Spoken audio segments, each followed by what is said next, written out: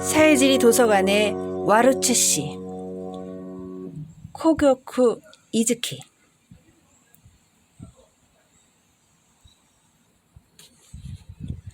서고에 보관된 전쟁 이전의 서적은 약 12만 5천 권입니다. 염가 대중본이 절반 이상이며 완전한 책의 전자데이터가 공유 네트워크에 존재하지 않고 본 도서관에서만 보유하고 있다는 책도 4만 권이 넘 있습니다. 상태가 좋지 않아 도서관 내에서 관람만 가능한 책이 1만 2천 권인데 그 가운데는 1501년 이전에 유럽에서 활판 인쇄된 초기 인쇄본도 몇 권 있어요. 전부 이제는 가격을 매길 수조차 없는 물건들이죠. 그러니 저 역시 이 책의 가치를 정확히 알지는 못합니다. 와르츠 씨는 건조하게 말한 뒤 노인을 똑바로 쳐다보았다. 이 도서관은 바로 그런 곳입니다. 와르츠 씨가 설명을 마친 뒤에도 등 뒤에 입체 디스플레이에는 여전히 데이터가 계속 표시되고 있었다. 파도처럼 빠르게 나타났다 사라지는 그 문자열에 그 정확한 가치를 모르는 카미오도 압도당하고 있었다. 헛짓거리 하지마. 설령 전자데이터로 내용이 보존되어 있다고 해도 책을 아무한테나 쉽게 빌려줘서는 안 돼. 이미 대부분의 책이 소실되어 남은 서적은 귀중한 문화재가 되었단 말이다. 그걸 모르는 것도 아니면서 대체 무슨 생각으로 이런 짓을... 노인은 화를 낸다기보다 한탄하듯 와르츠 씨를 다그쳤다. 지난 100년, 불과 100년이었다. 얼마나 많은 책이 불타고 얼마나 많은 책이 사라졌는지, 그리고 얼마나 많은 사람이 이런 책을 원하면서도 얻지 못한 채... 노인이 쏟아내는 말에도 와르츠 씨는 움츠러들지 않았다. 빌려가고 싶어하는 사람들이 있으니까요. 까만 보조 고글을 쓴 그의 눈을 똑바로 바라보며 말했다. 읽고 싶어하는 사람들이 있으니까요. 새파랗게 어린 것이 뭘 안다고!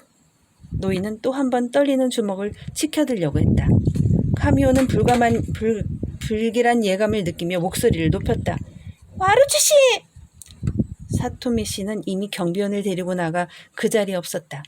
와르츠 씨를 지킬 사람은 아무도 없었다. 하지만 그 목소리에 먼저 반응한 것은 노인이었다. 와르츠? 쥐어짜내는 듯한 낮은 목소리로 믿을 수 없다는 것처럼 조용히 중얼거렸다. 와르츠라고? 보조 고글 때문에 눈을 움직일 수 없는 노인은 망가진 인형처럼 고개를 이리저리 돌리며 말했다. 와르츠가 어디? 목소리는 떨리고 있었다. 지팡이를 쥔 손도 마찬가지였다.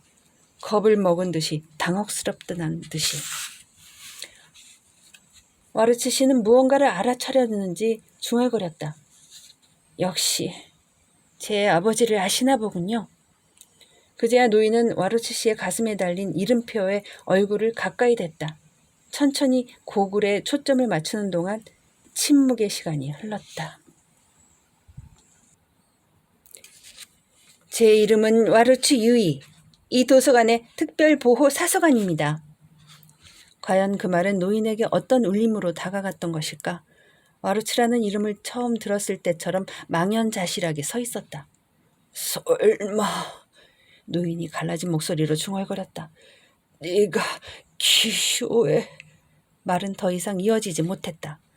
와르츠 씨는 천천히 노인에게 다가가 조용한 동작으로 손을 내밀었다.